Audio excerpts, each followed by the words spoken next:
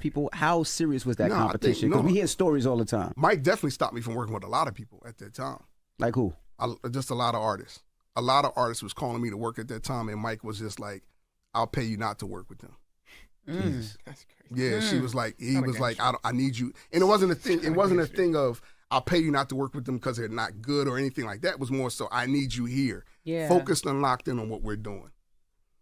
You know, we always hear the conspiracy theories, like, you know, they be like, oh, Bill Cosby was trying to buy NBC. Michael's the only person I believe they really tried to railroad like that because of what he did with the publishing in the music industry. He talked about it all the time.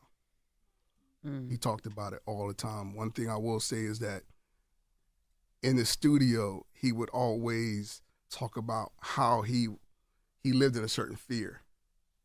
And I used to always try to reel him in a direction like, yo, you only supposed to fear God. Man shouldn't have you feeling like that. No man should have you living in that space. But he lived in that space a lot because he felt like he had something that was so valuable, which he did. He had something so valuable that people wanted.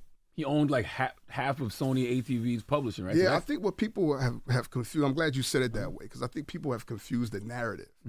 People for so long have said, Michael owned the Beatles catalog. I heard that. No, Michael owned Sony ATV. That's right. Which is Babyface, Mariah, the Beatles. Beyonce. Probably some of my catalog was in there. Isn't You that feel like half me? the Like, music industry? yes, like, I mean, you got three giants, right? At the time, you had three giants, and Sony was pretty much the biggest out the three at that time. And they did a deal with him that, you know, forever he felt that they wanted back.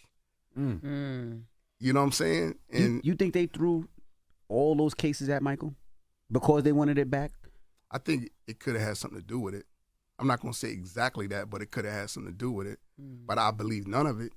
Because I was around Mike all the time, and I knew the kind of person he was. So I'm like, they really trying to kill his character. Yeah, I don't believe And it. he would say it, like, he'd be like, they just can't stand that I'm the greatest. He would literally say that. He would literally say that. They just can't stand that I'm the greatest. How was his mind frame during that time? Did he feel like the culture, especially black people, supported him and loved him, or did he feel like the world was turning against him? Now, I would say we started to surround him with that. Like, if you look, there was a period where I think he didn't feel that. And I felt like he was like, I need this, right? So there were certain people that he started to reach out to put their arms around him, and he started to feel that. That's why he would do a summer jam with Jay-Z. It was really like he knew, like, I need people to have my back in this. And then certain people did wrap their arms around him. Yeah. And as things progressed, the one thing I can tell you about Michael that I started to learn was his family was strong.